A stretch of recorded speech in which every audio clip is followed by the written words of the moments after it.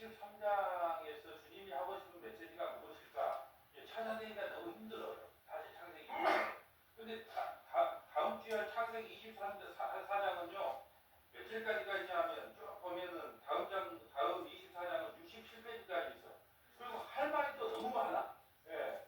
24장은 할 말이 너무 많고, 예, 또 무슨 말씀을 하려가 확실하게 깨우쳐져요. 근데 23장은 참 이게 구절도 몇 구절 안 되는데, 예, 또 왜 이 막벨라 굴에 사라가 묻혔는가를 또 찾아내는 것, 예, 그것이 너무나 어렵습니다. 그래서 그걸 한번 수정해 보려고 하거든요. 자, 23장 1절 보면 사라가 127세를 살았으니 이것이 곧 사라가 누린 횟수다. 예, 우리 사라라고 하면 제가 하나님 나라 가면 제일 먼저 보고 싶은 사람이 사라예요. 왜 그러냐면 사라는 얼마나 이뻤기에 아브라함이 자기 아내를 누이라고 속일 만큼, 사실은 누이게 누구예요? 배다른 누이죠. 예. 김복인 사모를 보면 된대요. 사라를 보지 말고. 그런데 얼마나 이뻤으면 그랬을까? 그런데 또 천국 가면 하나님께서 가장 좋은 얼굴을 해주니까 얼마나 이쁘겠어요. 그래서 먼저 얼굴을 보고 싶은데, 사라 그러면은 우리가 생각나는 것이 남편에게 순종한 아내. 네, 우리 1절 옆에다가 남편에게 순종한 아내, 배전, 베드로전서 배전 3장 1절부터 7절. 야, 사라에 대해서도 판단을 내려놨으니까요. 베드로전서 3장 1절부터 7절. 지금 우리가 하고 있는 것이 성경 나만의 주석 만들기인데 성경으로 성경을 해석하는 거예요. 왜냐하면 성경이 가장 완벽한 주석서예요. 다른 거 찾을 필요가 없더라고요. 자, 베드로전서 3장 1절 가볼까요? 자, 베드라고 되어 있습니다. 베드로전서 3장 1절. 베드로전서 3장 1절. 아내들아, 이와 같이 자기 남편에게 순종하라. 이는 혹 말씀을 순종하지 않는 자라도 말로 말미암아 하고 그 아내의 행실로 말미암아 구원을 받게 하려 함이라. 너희의 두려워하고 정결한 행실을 봅니다. 우리 아내들이요. 그럼 아내라는 것은 꼭 지금 같이 살고 있는 아내가 될 수도 있지만 교회들이니까, 야, 교회들이요, 자기 남편 예수님께 순종하라. 이거 그 말씀을 순종하지 않는 자라도 말로 말미암지 않고 그 아내의 행실로 말미암아 구원을 받게 하라. 예수 믿는 사람들이 참 은혜롭게 사는구나 라고 혹시 누구 타인이 보고 자기도 예수 믿을 마음이 생기도록 어떻게 하느냐. 예수 믿는다고 해서 맨날 목수사하고 싸우면 덕이 되지 않잖아요. 예. 그런데 예수 믿으니까 돈이 없어도 괜찮아, 사업이 망해도 괜찮아, 남편이 너희 남편보다 돈을 좀 적게 벌어가지고 아이고 남편님 감사합니다, 그래도 맛있는 밥도 차려주고 하면, 야, 예수 믿는 아내가 확실히 틀리긴 틀리네. 그래도 자네도 교회 좀 나가서 그렇게 어떻게 하냐는 거예요. 네. 너희의 두려워하여 정결한 행실에 봅니다. 너희의 단장은 머리를 꾸미고 금을 차고 아름다운 옷을 입고 외모로 하지 말고. 지금 누구 이야기를 하고 싶어서 지금 이 말 하냐면 사라 이야기. 7절에 보면 6절에 보면 사라가 나와요. 사라를 등장시키려고 지금 그 밑밥을 까는 거예요. 그리고 사라가 어떤 사람이냐? 너희의 단장은 머리를 꾸미고 금을 차고 아름다운 옷을 입은 외모로 하지 말라는 거예요. 외모만 중요하게 생각하지 말라는 거예요. 오직 마음에 숨은 사람을 온유함으로 안정한 심령에 썩지 아니할 것으로 하라. 이는 하나님 앞에 값진 것이니라. 전에 하나님께 소망을 두었던 거룩한 본연들도, 먼저 천국에 간 하나님의 백성들도, 거룩한 본연들도 이와 같이 자기 남편에게 순종함으로 자기를 단장하게 되자. 여기서 남편이라고 하는 것은 예수 그리스도를 상징하고 있어요. 영적으로는. 또 우리가 살아가는 이 세상에서 남편에게 순종 안 하던 뭐 좋은 것도 얼마나 있습니까? 그러니까 문자적으로 보면 우리 육신의 남편일 수 있지만 영적으로 보면 예수님께 순종하라. 우리 부녀들도 먼저 천국에 계신 모든 하나님의 백성들도 다 남편에게 순종하였느니라. 그러면서 사라 이야기를 합니다. 6절, 사라가 아브라함을 주라 칭하여. 자, 사라가 아브라함을 부를 때 뭐라고 하느냐? 주라고 했단 말이야. 주라는 것은 내 주님, 내 주인님이 바로 누구다? 아브라함입니다. 그래서 사라가 아브라함을 주라 칭하여 순종한 것 같이 너희는 선을 행하고 아무 두려운 일에도 놀라지 아니하며 그의 딸이 된 것이니라. 자, 사라가 아브라함을 주라 칭했던 것처럼 남편에게 순종한 사라의 모습, 이걸 우리가 마지막에 창세기 23장의 사라의 죽음을 통하여 이 여자가 어떤 여자냐? 남편에게 순종했으니까. 아니, 생각 보세요. 내가 살려니까 당신은 나에게 가서 누이라고 말해. 그러면은 앵간한 여자는 뭐라 그래요? 당신 미쳤는가? 어? 그렇게 자신 없어 이혼해. 그럴 수도 있잖아요. 근데 뭐라 그래서 두 번이나 예 오빠 예 이렇게 이야기했단 말이죠. 그걸 봤을 때 남편에게 순종한 여자로 남아있죠. 여기서 남편이라고 하는 것은 아브라함일 수도 있지만 모든 믿음의 권속들은 우리의 진짜 남편이신 예수님께 순종하며 그분의 말씀을 사모하며 따라가야 되는 것이 맞다라는 거예요. 그래서 실제로 남편들아 이와 같이 자식을 따라 너희 아내와 동거하고 그를 더여 연약한 그릇이어도 생명의 은혜를 함께 이어받을 자도 알라 귀히 여기라 이는 너희 기도가 막히지 아니하리라. 무슨 말을 하고 있는 거냐? 예수 그리스도께서 아내들을 이렇게 사랑하는 것이 마땅하고 지금 현재 우리가 육신의 몸을 입고 사는 사람들도 아내는 연약한 그릇이기 때문에 더 사랑해라. 왜 그러냐? 또 이렇게 말해요. 너희 기도가 막히지 않아. 그럼 부부싸움하고 기도하면 잘 돼요, 안 돼요? 안 되는 거예요. 그러니까 그러면 그 남편 부부끼리 실질적으로 싸우고 와서 예배를 드리려면 마음도 찝찝해. 그리고 또 싸우고 나서 기도하려고 그러면 다 기도도 다 막혀. 말이 잘 안 나와. 그러니까 서로 사랑하고 존중해줘라. 지금 이 말씀을 하고 있는 거예요. 자, 오늘 본문으로 와볼까요? 그래서 사라가 127세의 사라가 누렸어요. 이 여자는 남편에게 순종한 아내로 역사에 기록될 거라는 거예요. 2절에 보면 사라가 가나안 땅 헤브론 아르바에서 죽음에 아브라함이 들어가서 사라를 위하여 슬퍼하며 예통하다가 여러분 여성이 죽은 나이가 기록된 처음이자 마지막 여자예요. 남자의 나이는 몇 살에 죽었더라가 나와요. 근데 여자가 성경에서 오직 여자가 몇 살에 죽었더라라는 것이 처음이자 마지막 기록된 사람이 바로 사라예요. 근데 이게 아주 중요한 의미가 있어요. 사라는 모든 믿는 자의 어미가 되잖아요. 그러면 하나님께서 우리의 기한을 정해나가는 뜻이에요. 그러면 사라 어미는 지금 사라는 누구를 대표하고 있냐면 교회를 대표하고 있어요. 여기서 중요한 게 있어요. 저번에 말씀드렸지만 창세기 22장에 이삭이 죽어요. 죽는데 대신 죽어주죠. 누가요? 양이. 그럼 양이 대신 죽었다는 것은 이삭이 죽은 거나 마찬가지예요. 그럼 이삭은 누구를 상징한다고 했어요? 예수님을 상징해요. 또 예수님이 죽자 누가 같이 따라 죽어요? 사라가. 이게 엄마와 아들 그런 관계를 끝나면 안 돼요. 성경을 그런 관점으로 보면 예수님을 발견 못해요. 자 보세요. 다말과 시아버지 유다가 이렇게 밤자리에서 예수님의 후손이 나와요. 그럼 우리는 그래요. 아이고 천지길 놈들 이렇게 나오면 안 된다는 거예요. 성경은 윤리도덕적으로 누구하고 잠자리 했냐 했냐 따지는 사람이 아니에요. 성경은 뭔 이야기를 하는 거냐. 어떻게 예수 그리스도께서 여러분을 구원했는가를 기록한 책이라고 그랬어요. 그러면 이삭이 22장에서 죽은 거예요. 양이 되지 죽었어요. 이삭이 죽자마자 누가? 교회의 어머니 누가? 사라가 죽어요. 그러니까 예수님의 죽음이 곧 누구의 죽음이에요? 교회의 죽음이고 예수님의 부활이 곧 뭐예요? 교회의 부활이라는 거예요. 예수님과 교회는 한 몸이라는 걸 상징하기 위해서 이삭이 죽자마자 바로 누가? 사라가 죽어요. 그래서 그다음 표시할 때 이렇게 하죠. 이삭은 그리스도를 상징하고 사라는 교회를 상징한다. 그래서 예수님의 죽음이 창세기 22장의 예수님의 죽음이 곧 누구의 죽음이다? 교회의 죽음이다.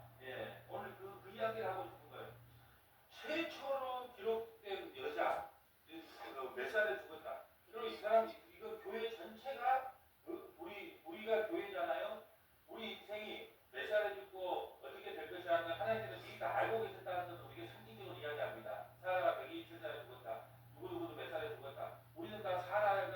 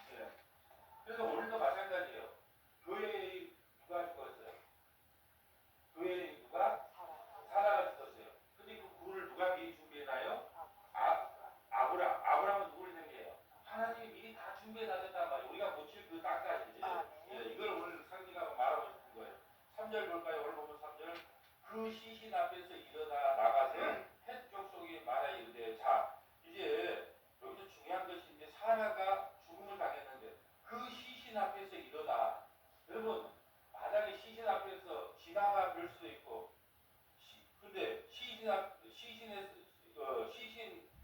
시신을 통과하여 이렇게 하시는데 가장 중요한 그 원문에서 보니까 시신 앞에서 일어나 이것이 어떤 개념을 갖고 있냐면 부활의 개념을 갖고 있어요. 시신 앞에서 일어나가 부활의 개념을 갖고 있더라고.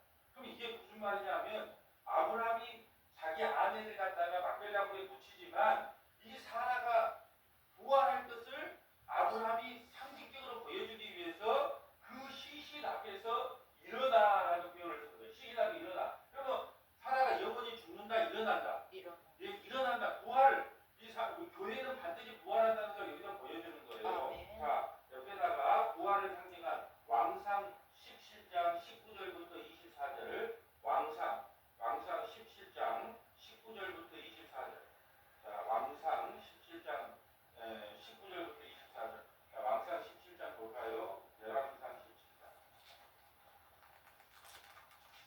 열왕기상 17장 자, 17절부터 한번 봐볼게요. 자, 이건 엘리야 때 이야기인데요. 엘리야가 사르밧 과부의 그 아들이 하나 있어요. 그 아들이 죽었는데 어떻게 살아나느냐? 오늘 부분하고 똑같은 개념으로 살아나요. 자, 열왕기상 17장 17절부터 볼게요. 이후에 그 집 주인 되는 여인의 아들이 병들어 중생과 시비 유행하다가 숨이 끊어지지라. 여인이 여기서 이제 사르밧 과부예요. 여인이 엘리야에 이르되 하나님의 사람이여 당신이 나와 더불어 무슨 상관이 있기에 내 죄를 생각나게 하고 또 아들을 죽게 하려고 내게 오셨나이까. 아들을 왜 죽였는가 어떤 건지 모르지만 자기 죄가 생각났대요. 그러니까 이제 이렇게 또 해석하는 사람도 있어요. 그 엘리야라고 하는 사람을 흠모했다. 그렇게 해서 죄가 생각나게 했다. 그렇게 표현하고 있는데 그건 정확하게 모르니까 여하튼간에 어떤 죄가 생각나게 했다는 거예요. 19절 엘리야가 그에게 그의 아들을 달라고 하여 그를 그 여인의 품에서 받아 안고 자기가 거치 않은 다락에 올라가서 여기서 올라가서 자기 침대에 드리고 올라가서 아까는요 일어나 예 그게 올라가서 자기 침대에 드리고 여호와께서 부르짖어 이르되 내 하나님 여호와여 주께서 또 내 우고하는 집 과부에게 재앙을 내리사 그 아들이 죽게 하셨나이까 하고 그 아이 위에 몸을 세겹혀서 엎드리고 여호와께 부르짖어 이르되 내 하나님 여호와여 원하건대 이 아이의 혼으로 그의 몸으로 돌아오게 하옵소서. 그러니까 혼이 떠나면 죽는 거라. 혼이 떠나게 죽었어. 그러니까 혼이 다시 돌아오게 해주세요 그래요. 예. 그래서 우리가 시골에 가면 혼불이 나갔는데 어쨌든 죽었는가 보다 이렇게 생각하잖아요. 여호와께서 엘리야의 소리를 들으심으로 그의 아이의 혼을 몸으로 들어오고 살아난지라. 엘리야가 그 아이를 안고 다락에서 방으로 내려가서 그의 어머니에게 주며 이르되 보라 네 아들이 살아났느니라. 여인이 엘리야에게 이르되 내가 이제야 당신이 하나님의 사람이요 당신 입에 있는 여호와의 말씀이 진실한 줄 아노라 하니라. 예. 이렇게 된 그러니까 뭐냐 그 다락 밖으로 올라가 거기 올라간다고 하는 것은 부활을 상징한다는 거예요. 같은 개념으로 쓰였어요. 어디서요? 지금 우리 3절에 그 시신 앞에서 일어나라. 예? 그 아이를 데리고 다락으로 올라가라. 그러니까 이 표현을 보면 지금 뭘 상징하고 있구나라네. 교회의 첫 열매인 누가 사라가 반드시 부활하게 된다. 부활하게 된다는 것을 아브라함이 이 대목에서 그 시신 앞에서 일어나 이걸 통해서 우리가 그러니까 목사님이 이걸 어떻게 발견했는가 그래요. 여러분이 일어나만 보이죠. 네. 그런데 하나하나에 왜 일어나? 왜 특이한 말들이 있어요. 왜 다락으로 올라가? 네. 그럼 그때도 고쳐주면 안 될까요? 그리고 이제 엘리사가 또 이제 아이가 죽었을 때는 또 어떠냐 그러면 또 이불로 코로 맞자. 왜 그럴까요? 그리스도와 한 몸이 되는 걸 상징해요. 그 엘리사가 아이가 죽었을 때 고치는 방법이 또 틀려요. 코를 코에다가 입에다가 손을 손에다 붙잡아요. 그러면 엘리사는 누구를 상징하여?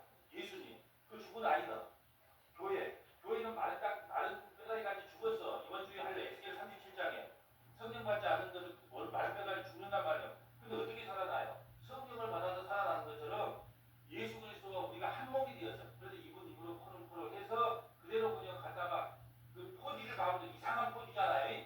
근데도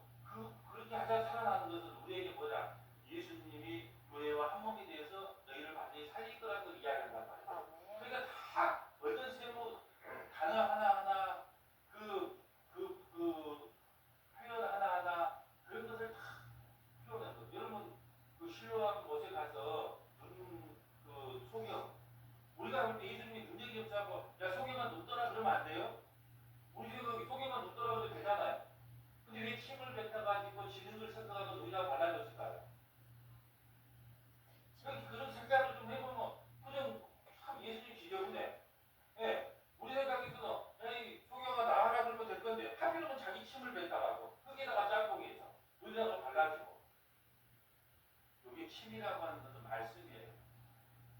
말씀으로 흙은요 인간이 뭘로 만들었어요?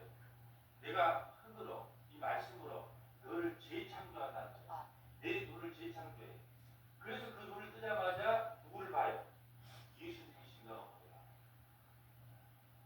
거예요. 그래서 말씀은 입에서 나오기 때문에 침이라고 하는 것은 말씀을 상징하는 그 말씀이 들어가야 흙이 사람이 되는 거예요. 살아난다는 거예요.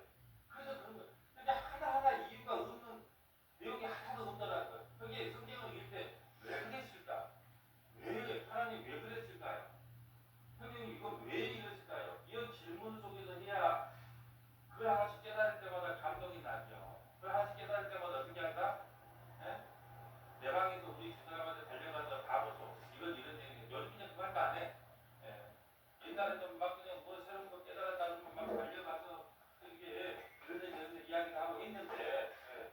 그 우리가 보기요. 예. 그죠? 네, 아멘. 자, 자, 그랬어요. 자, 오늘 보면 4절 볼까요? 4절. 자, 예. 나는 당신들 중에 나그네여 거리하는 자니 당신 중에서 내게 매장할 소유주를 내게 내어 나의 죽은 자를 내 앞에서 내어다가 장사하게 하소서. 자 보세요. 지금 몇 구절을 한번 봐볼게요. 지금 이 세상을 살아가는 이 아브라함의 모습을 한번 봐볼게요. 4절에 보여주세요. 나는 당신들의 나그네요. 그 다음 밑줄을 주시고요. 나는 당신들의 나그네요. 7절 끝에 예, 해쪽 속을 향하여 몸을 굽히고 자, 지금 7절 한 대만 한번 쳐보세요. 자, 나는 당신 앞에 나그네 주인이 아니야. 나 나그네입니다.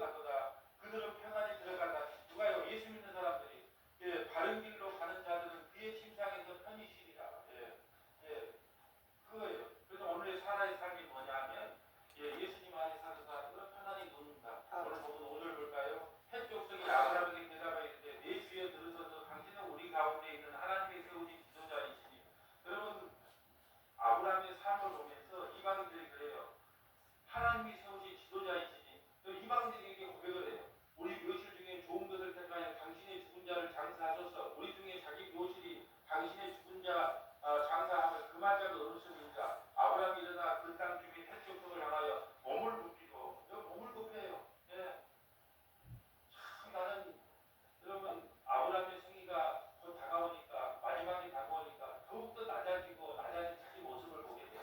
아 내가 여기까지 오게 된 건 다 하나님의 은혜구나 깨닫고 나니까 몸을 굽히고 그들이 말하는데 나로 나의 죽은 자를 내 앞에서 내어다가 장사하게 하는 일이 당신의 뜻일진데 내 말을 듣고 나를 위하여 소알의 아들 에브론에서 구하라.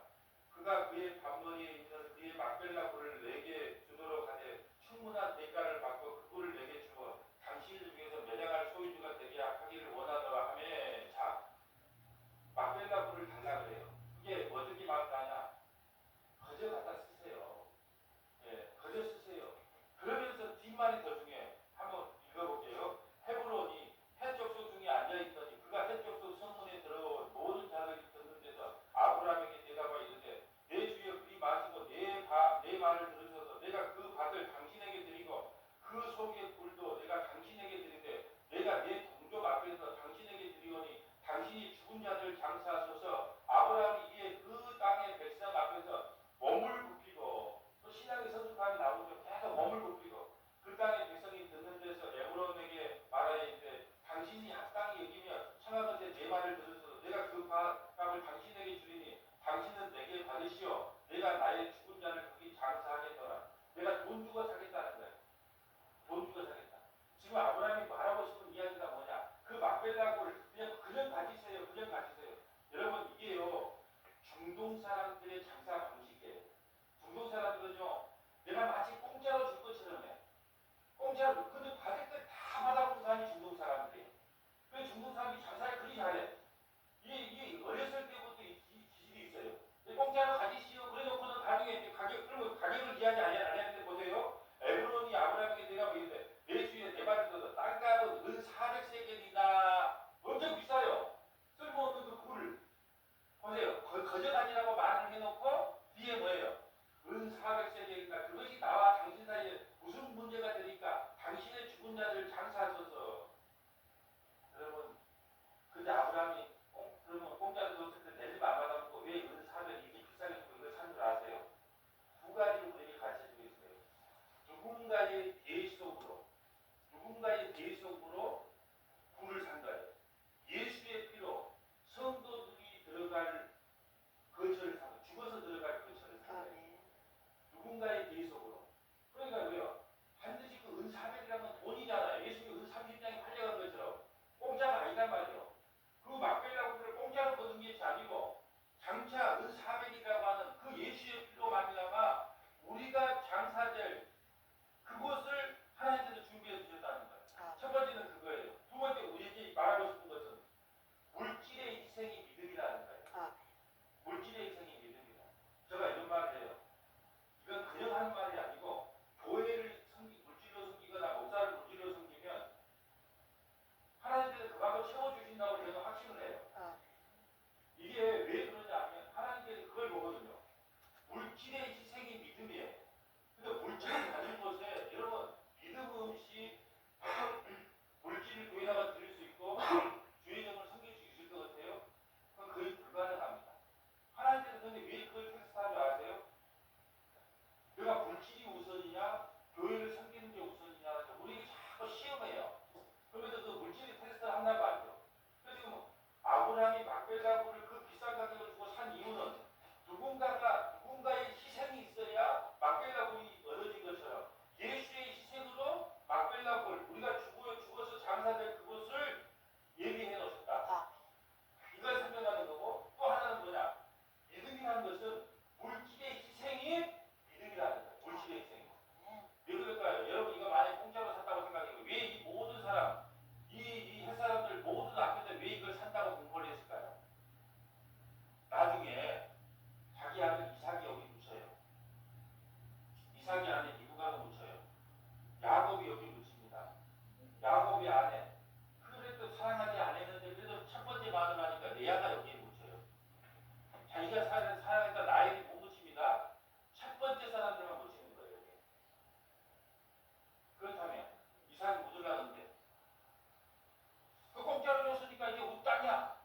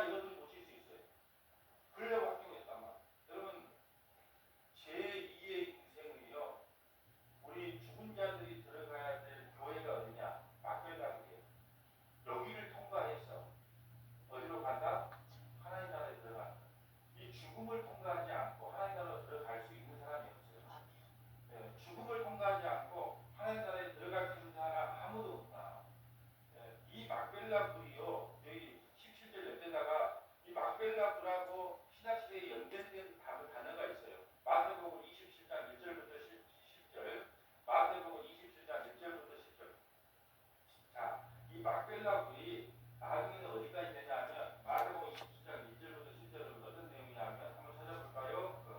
가룟유다가 예수님을 패하는 내용인데 이 나그네들이 샀던 피밭이 된다라는 거와 같이 연결됩니다. 27장, 자, 27장 3절부터 볼까요? 3절부터. 아까는 막벨라 굴. 막벨라 굴은 뭐냐면 믿음의 사람들이 들어가야 될 막벨라 굴. 이제 이방 사람들도 똑같은 이 핏값으로 들어가는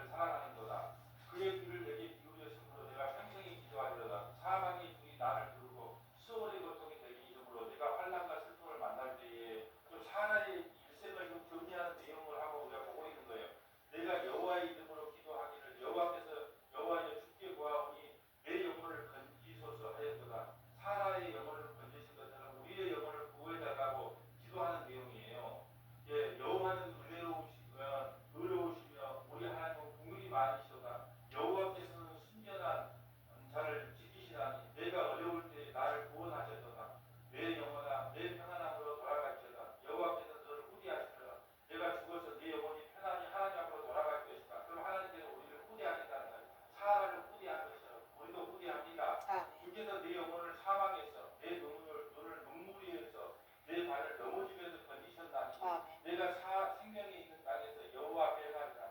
하나님 앞에서 영원히 하나님과 살겠다는 거예요. 내가 크게 고통을 당하였다고 말할 때에도 나는 믿었노라. 내가 세상에 살면서 고통 가운데 있어도 내가 하나님과 영원히 하나님과 살 것을 믿었답니다. 내가 몰라서 여기를 모든 사람이 거짓말쟁이가 하였도다. 예, 내게 주신 모든 은혜를 내가 여호와께 무엇으로 보답할까? 내가 구원의 잔을 들고 여호와의 이름을 부르며 여호와의 모든 백성 앞에서 나는 나의 서원을 여호와께 갚으리로다. 그의 경건한 자들의 죽음은 여호와께 보시기에 귀중한 것이다. 사람의 죽음은 귀중히 여겨요. 예수 믿다가 죽은 사람은 귀중히 여겨요. 이 세상은요, 우리나라 전화 영혼은 한 번은 가야 돼. 근데 예수를 믿고 죽냐, 예수 밖에서 죽냐, 예수 밖에서 죽으면 사망, 예수 안에 죽으면 생명. 그래서 여호와의 모든 백성 앞에서 나는 나의 소원을 여호와께 갚으리라. 그의 경건한 자들의 죽음은 여호와께서 보시기에 귀중히 여긴다. 여호와여 나는 진실로 주의 종이요 주의 여종의 아들 곧 주의 종이라. 주께서 나의 결박을 푸시셨노라. 예수 그리스도 안에서 죽은 자가 가장 극대다. 그러니까 살아도요, 예, 참 남편에게 구멍이나 팔리고 얼마나 고생 많이 했겠어요. 그렇지만 결국은 뭐냐? 예수 안에서 죽었기 때문에 가장 감사한 죽음이고 기쁜 죽음이다. 이 죽음을 통해서 우리가 사람의 죽음을 통해서 우리도 곧 죽겠구나. 예, 정주행 씨가 그랬어요. 그거 인터뷰할 때 그거 들었어요. 회장님은 몇 살까지 살고 싶습니까? 150살까지는 살고 싶대요. 150살까지. 그래서 건강을 위해서는 돈을 안 아꼈대요.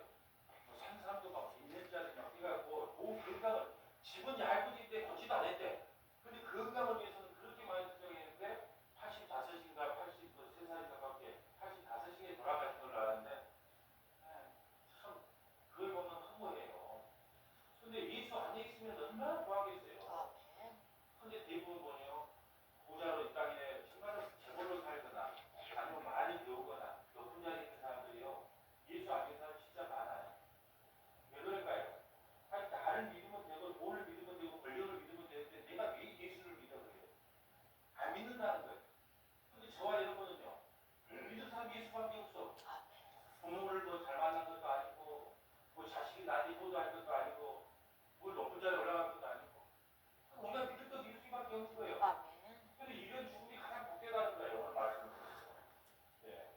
19절 오늘 본문 19절 주제죠. 그 위에 아브라함이 그 아들 사라를 가나안 땅 마모리아 막벨과 그의 장사였더라. 마모리아는 곧 헤브론이다.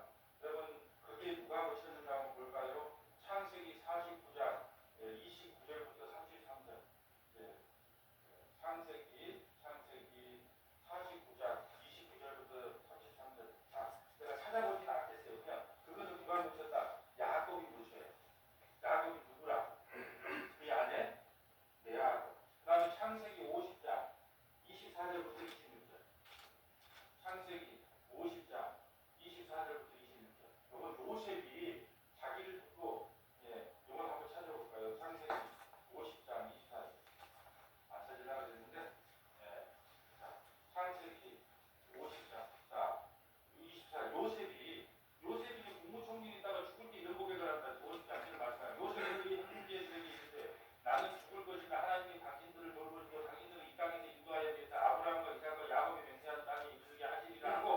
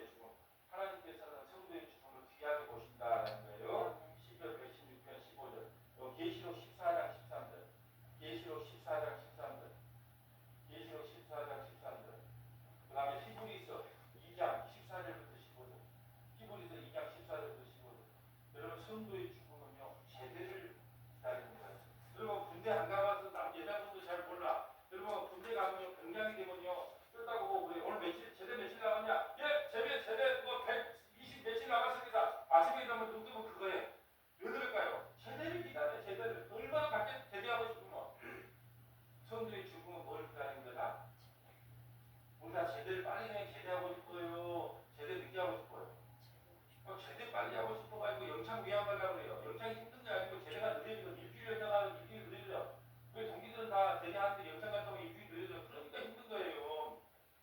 예. 근데 우리가 죽으면 제대를 기다릴 때 어떻게 하면 제대를 좀 늦게 보려고 일을 쓴다는 거죠. 요한계시록 14장 14절 볼까요? 계시록 14장 14절. 계시록 14장 14절. 계시록 14장 14절. 자, 죽음이 뭐냐? 계시록 14장 14절. 또 내가 듣니 하늘에서 음성이 나르되 거룩하다. 지금 이후로 주 안에서 죽는 자들이 복이 있다 무었다. 지금 주 안에서 재림하는 자들은 복이 있도다. 하시며 성령이 이르되 그러하다. 그들이 수고를 그치고 쉬리니 이는 그들의 행한 일에 따름이라. 주 안에서 죽는 자가 복돼요. 이제 그들은 예수님과 함께 쉬게. 뭐 성도가 뭐 주일 예배가 있어서 걱정을 하냐, 뭐 사랑하는 걱정을 하냐, 재정이 어떻게 걱정하냐, 아무런 걱정할 필요가 없어. 그 주 안에서 쉬면 돼. 그 성도의 죽음이 그래. 히브리서 볼까요? 히브리서 2장 14. 히브리서 2장 14. 히브리서 2장 14. 히브리서 2장 14. 히브리서 2장 14. 가정들은 혈과 육에 속하였으며 그들 또한 같은 모양의 혈과 육을 함께 지으시고 예수님이 혈과 육에 함께 지으시면 죽음을 통한 죽음의 세력을 잠재고 마귀를 멸하시고 예수님 부활하심으로 마귀가 멸해졌어요.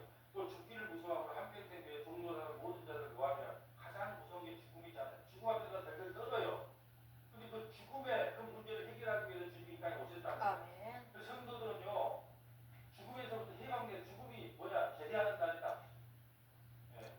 16절. 이는 확실히 천사들을 붙들어주려 하심이 아니고 우리가 아브라함의 자손을 붙들려 하시니까 아브라함의 자손이 그 막벨라골로 모두 들어갈 우리들을 가장 무서운 게 죽음의 문제인데 그 죽음의 문제를 예수님이 해결해 주셨다는 거예요. 그러니까 두려워하지 말라는 거예요. 오늘 죽어도 천국, 내일 죽어도 천국, 어제 죽어도 천국. 그것이 가장 복이 있다. 그 말씀하고 있는 거예요. 오늘 사하나의 죽음과 막벨라 불을 통해서 우리가 깨달아야 할 것은요. 우리 언젠가 그날이 언제 될지 몰라. 언젠가 죽습니다. 그래 하나님께서 우리를 위해서 미리 아브라함을 통해서 막벨라 불을 준비해 주셨어요. 예수 그리스도의 피값으로 우리를 천국이라고 하는 그 천국을 미리 준비해 주셨기 때문에 너무 두려워하지 말고 떨지 말고 그래서 맡겨준 대로 사시면 됩니다. 자, 23장을 통해서 우리에게 주신 메시지 네 가지만 살펴보겠어요. 성도의 죽음이라 세상의 수고를 그치고 쉬는 것입니다. 성도의 죽음이라 세상의 수고를 그치고 쉬는 것입니다. 성도의 죽음이란 세상의 수고를 그치고 쉬는 것입니다. 두 번째, 교만이 뭐냐? 죄를 자신이 책임지는 것입니다. 자, 교만이 뭐냐? 죄를 자신이 책임지는 거예요. 아까 우리가 왜 바릅니다 살펴보면서 그 부를 설명하면서 교만이란 죄를 자신이 책임지는 거예요. 이게 바로 가장 큰 교만입니다. 세 번째, 막벨라 굴은 세상에서 죽은 자들인 교회가 들어가는 곳이다. 막벨라 굴은 세상에서 죽은 자들인 교회가 들어가는 곳이다. 막벨라 굴은 세상에서 죽은 자들인 교회가 들어가는 곳이다. 마지막 네 번째, 성도의 죽음은